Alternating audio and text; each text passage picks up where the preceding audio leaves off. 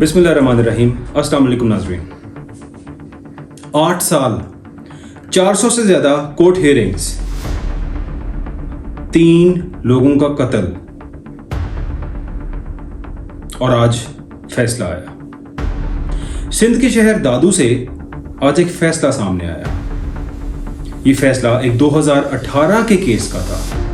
उम्मे रुबाब, वो खातून जिसका वालिद, चचा और दादा दिन दहाड़े कत्ल कर दिए गए, और आज 8 साल के बाद 400 कोर्ट हियरिंग्स के बाद जो फैसला आया, क्या ये फैसला एक फैमिली का फैसला था या पूरे सिस्टम का फैसला था, जहां आज सब मुल्जिम बरी हो गए।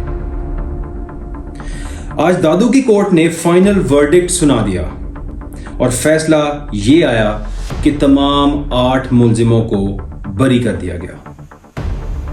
कोर्ट ने कहा एविडेंस काफी नहीं थे।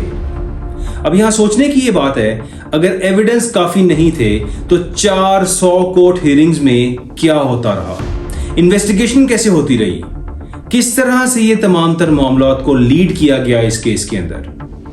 आप 8 साल के बाद तसव्वुर करें कि सिंध जैसे इलाके में जहां पे वडेरों का राज है, वहां वडेरों का ही मसला, क्योंकि इस केस के अंदर तमाम वो 8 लोग पावरफुल तरीन लोग थे उस इलाके के, जिनके अंदर 2 सिटिंग MPAs भी थे और वडेरे थे। वहां पे पैसा, दौलत, पावर, सब कुछ उनके पास था, और उनके खिलाफ एक मासूम लड़की, वो मासूम लड़की उम्मे रुबाब चांडियो, जिसने 8 साल इस ताकत को बर्दाश्त किया।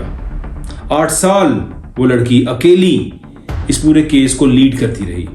क्या कुछ उस लड़की ने बर्दाश्त नहीं किया होगा इस मुल्क में, इस मुल्क के सूबा सिंध के अंदर वडेरों के अरूज के राज के ऊपर। नाज़रीन, आज की कोर्ट हियरिंग पे अगर देखा जाए तो पूरे दादू के अंदर दफा 144 नाफिज की गई थी।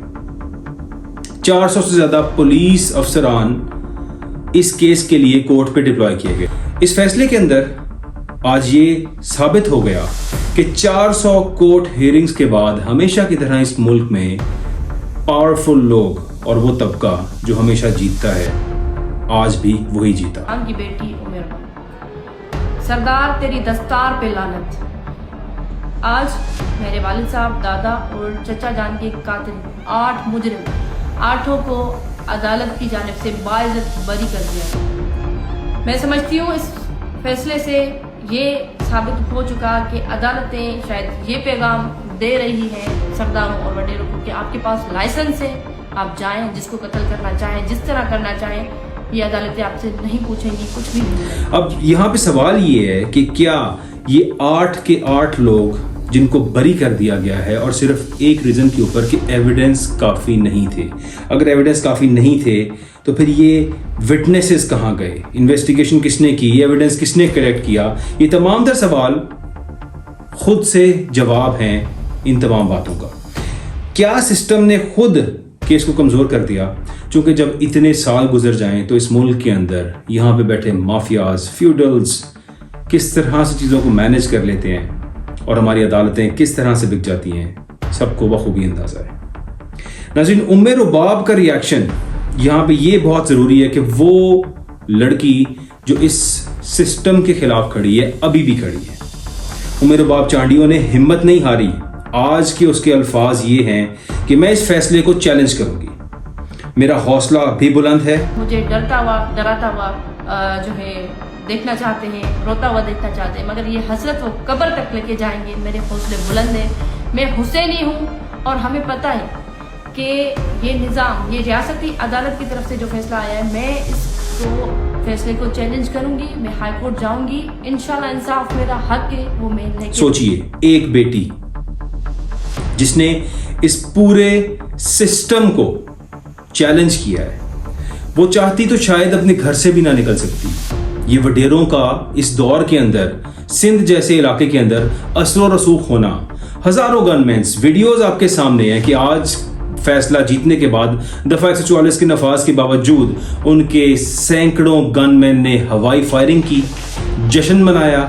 इस केस के खत्म होने का जश्न मनाया गया, और ये केस का खत्म होना इस सिस्टम के मुंह पर एक तमाचा था। यहाँ पे इंसाफ किसी को नहीं मिल सकता, यही साबित हुआ आज के इस केस के फैसले से। लेकिन उम्मे रुबाब अभी तक डटी हुई है और वो कह रही है कि वो हार नहीं मानेगी। ये वडेरे चाहते हैं कि ये उम्मे रुबाब रोए, गिड़गिड़ाए। आप क्या समझते हैं नाज़रीन, ये जो फैसला हुआ ये कैसा फैसला था पाकिस्तान के सिस्टम को समझते हुए?